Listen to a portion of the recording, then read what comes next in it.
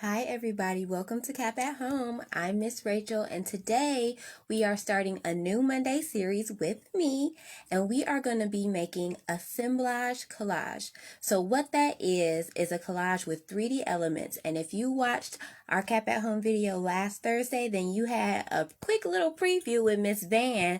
So we're going to get into a little more techniques that you can do and things that you can even take from this to apply to other kinds of artwork. So let's hop on over to the table and get started. Okay, so for our collage, in order to get started, we're going to create a base. And that base is just going to be a series of papers glued together. So I've used a lot of magazine papers, but you can use any kind of recycled paper that you have on hand. So that's our first supply, magazine papers or recycled papers. I have this bag of old menus and things that you might normally kind of throw away, but this is going to be what I work with today. Another really great recycled paper that you could use are those election notices that we got so many of in the mail. Hopefully you haven't thrown them away yet because they're really good to work with. Additionally, you will need some water. I have 2 cups of water, one to clean my brush and then one to mix with glue so that I can glue these pages together. You will also need some glue, which I don't have on the table right now, but this Elmer's school glue will do just fine, and I will add that to this cup. And then I am using a paintbrush, and this is just a cheap paintbrush that I got from the Dollar Tree. It is 1.5 inches, and I'm using a large brush because I'm not doing anything with really fine painting, and I want to make large strokes so I can get this done quickly. So I'm using a large brush. So if you have a large brush, that's great. And if you don't, then you can use a sponge. This is a sponge that I've used for several different things. So an old sponge that's on its way out is the best to use because you're going to be using glue and this is going to get sticky and kind of messed up. So if you want to throw it away afterwards, it's not a brand new sponge, use an older one. And I would also suggest having some paper towel or something to clean your brush off or dry it off if you need to. And you will also want to cover your workspace. So I have my work mat down, but I'm going to show you a way that I cover my workspace that might be really simple for you to do. And to cover your workspace the way I normally do, you will need tape and grocery bags. So let's grab that really quickly. Grocery bag, tape, and a pair of scissors. So I like to do this, and this is a tiny grocery bag. In fact, it's a Joann's bag. That's not groceries at all. But this will work for any bag, any grocery bag that you have that is this style, the plastic bag with the seam on the bottom.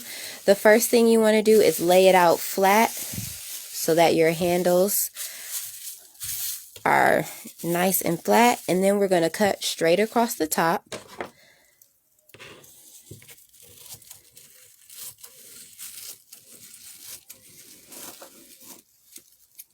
And you can throw this away, or you can actually use it as a part of your base that we're going to create later on. So I'll show you that. So I'm going to save mine and put it off to the side. And then you're going to, I'm going to flip this around so you can see, cut this seam off of the bottom so that you can open this up so that's a little more flat.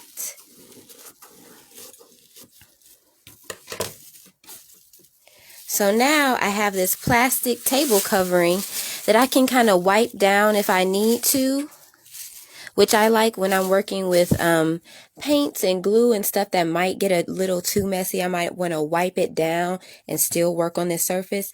And I like to use this because my papers won't stick to it like they will if I'm using newspaper. So if you have a bunch of these bags, you can go ahead and use them. I'm going to grab a couple more.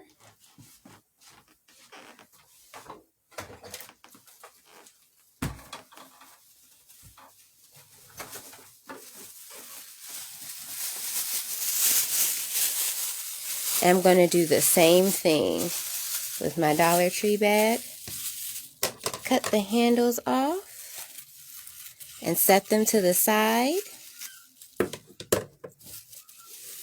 And then cut the bottom off and open it up just so I'm covering a little more of my workspace than what I have covered here, because it's not a lot of space. I like to cover more than I think I'll need to cover, because that way if I make any mistakes and some water and glue gets outside of my work area, that space is still covered, so when it comes time to clean up, there isn't this huge mess that extends past my workspace.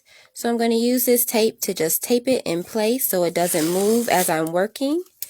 And I use painter's tape because that is what I have. But whatever kind of tape you have that won't mess up your work surface. So if you're working on like a wooden table, you'll want to ask an adult, you know, is this tape going to tear up your table? What can I use that won't? Or you can use some heavy objects to just keep it weighted down instead of using tape. So I have that taped in place, and I think I'm about ready to go. Let's see. So I'm going to pour my school glue now that I have this covered up. I got a big old jug of it, but you can use just the smaller bottle if you have it. Okay, I'm pouring that. And I'm pouring a lot because I know I want to make a lot of bases right now. Because as I work on this project, I like to work on more than one collage at a time. That way, as one thing is drying, I can still work on something else. And that is one thing that you'll want to keep in mind, is that there is a lot of drying time involved in this. So I think we have everything we need to get started. Let's do that. You want to grab your papers. I'm going to dump mine out. Menus, all kinds of stuff. And if you have just regular paper like me, I like to layer about 10 sheets together to get a really, really thick base, because that will hold my piece together better, because I know I want to put a lot of big and heavy stuff on it later on. So once you go through this project, once you go through this part of it and you see the end and I explain what we're going to do next, that might help you decide how many sheets of paper you want yours to be. But I'm going to start with this one. Grab my brush and my sponge, dip my brush in some water, and then dip it in the glue and paint this down all over.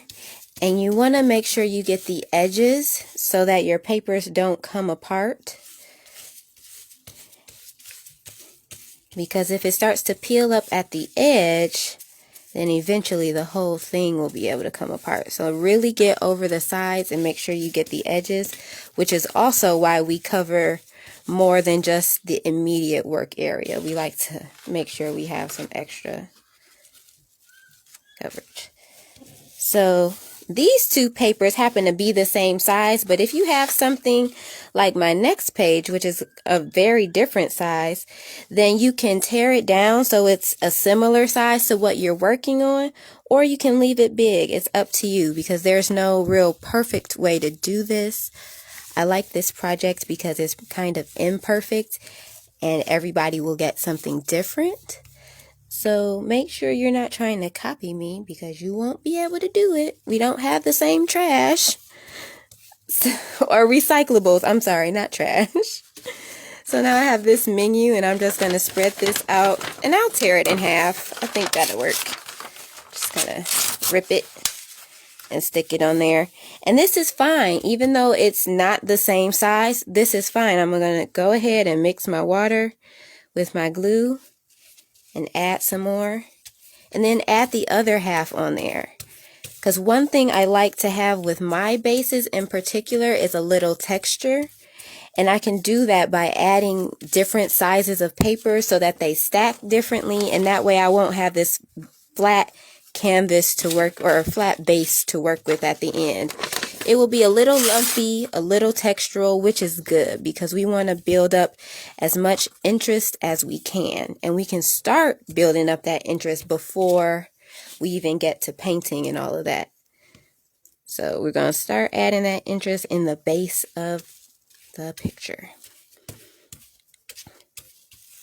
So this is really all that we are doing today. We are making the base, and this is how you do it. And this repetitive action is the entire project for today.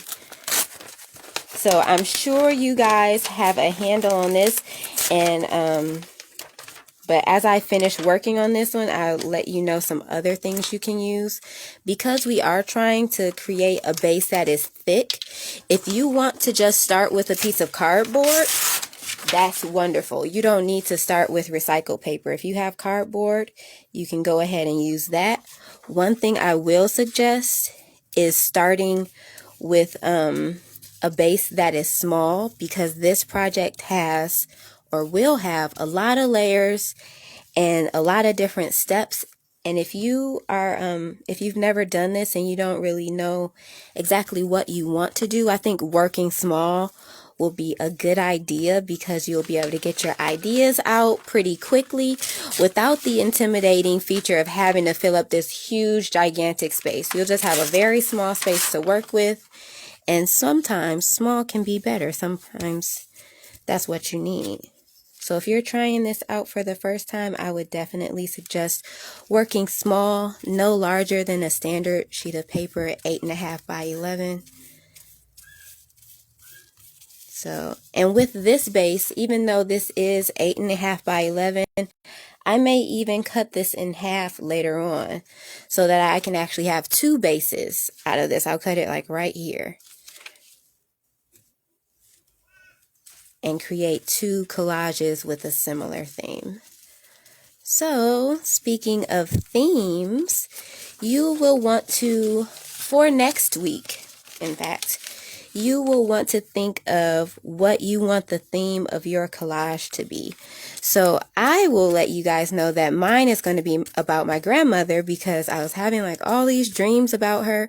So I'm just going to make a collage about my grandma, and some things that she enjoyed were gardening and cooking. So I'm going to use some flowers or maybe even leaves that I find outside to help create a texture in this background on top of this paper, and you'll see what I mean in just a few moments.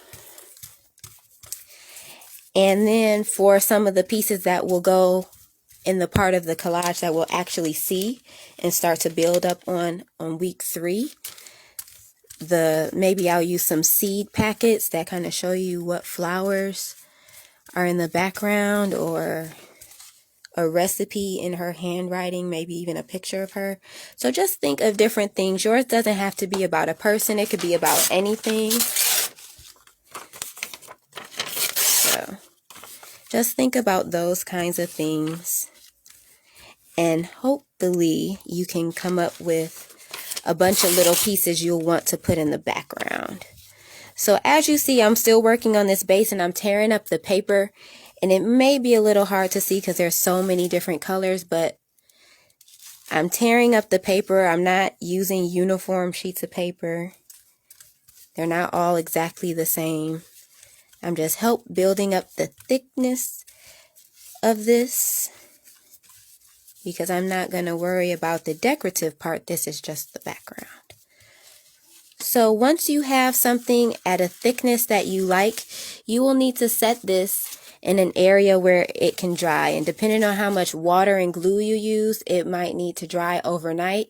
I had some that even had to dry for a couple of days. So you may want to use the same plastic bag technique that I used earlier to create a drying space. I happen to have an ironing board that is out of the way and no one will mess with my work as it dries, and that is covered in the same plastic bags. I got it. Plastic bags that this is covered in. That way I know when it dries it won't stick as much, and even if it does I can just trim that off because the plastic bags are something I was going to throw away anyway. So earlier I said I would show you how to use the plastic bags in here. I'm just going to glue these on the way that I've been doing the paper because I want to continue to add a really interesting texture so that next week when I lay down paint on this, I won't have just a flat surface. It will have interesting texture to help me create a variation of colors and layers. So I am going to just tear this or stick this on here with my glue and water mixture. This way. And this is kind of getting into what we'll do next week. So if you make a whole bunch of bases but don't get to this texture adding portion, that is completely fine. But the texture adding that I am talking about is just adding some stuff with an interesting kind of feel to it. And it doesn't have to lay flat. In fact, I think it's a good idea if it doesn't lay flat, because that will add more dimension to your piece. So I have these plastic bag scraps because, as you can tell, I don't throw many things away. So we're going to use these things that might be considered trash or recycling in our art. Going to add glue on top of this. And another thing, if you don't want to use the plastic, because we're not sure like how our paint will respond to that, you can tear up more of your paper and actually ball it up to get an interesting texture. So I have this regular paper China House menu and I'm tearing it up. And one thing about tearing it up, these rough edges that you tear actually lay down better than the straight cut edges, because the rough edges have a texture that the glue can adhere to. So let's rough up the rest of it by balling it up. There we go. And then unballing it up and sticking that on top. So that also creates, you guessed it, interesting texture. Okay. So I think you guys should have a really good idea of what I'm doing, how I'm doing this, because after this is done, I'm just going to set it aside to dry, and then we're going to work on it again next week. So you can keep on tearing up papers, and you want to make sure they're different sizes so you can have different stuff going on. So what else can I tell you? So I've already told you that you'll want to think of a theme and collect found objects and recycled materials.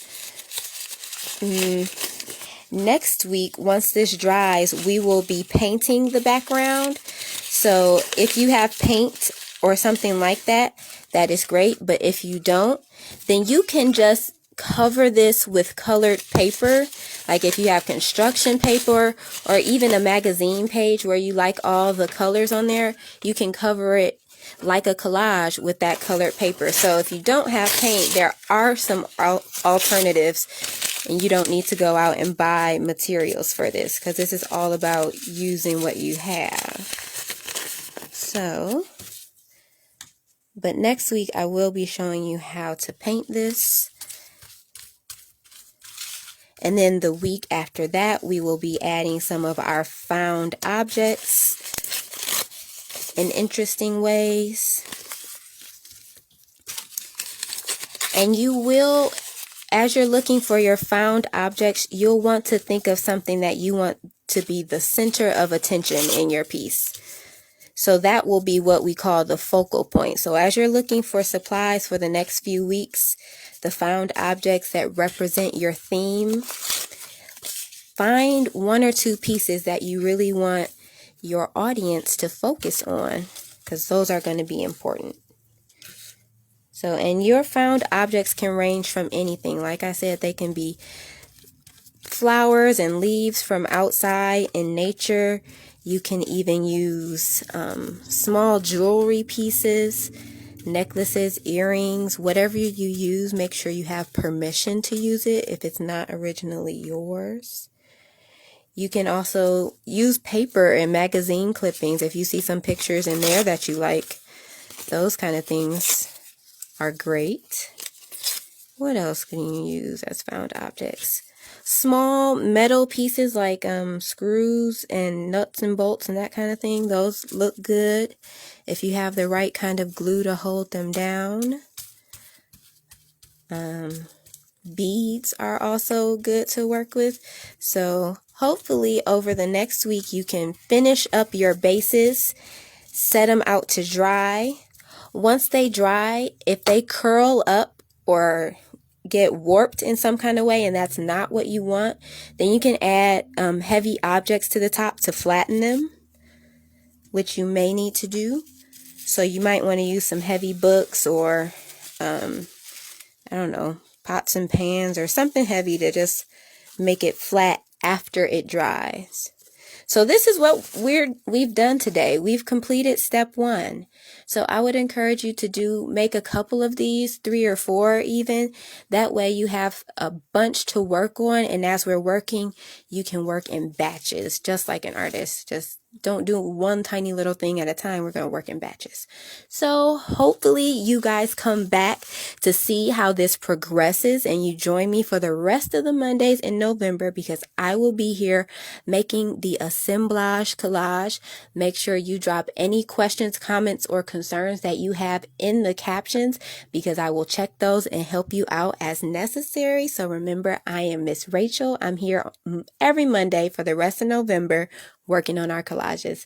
Bye.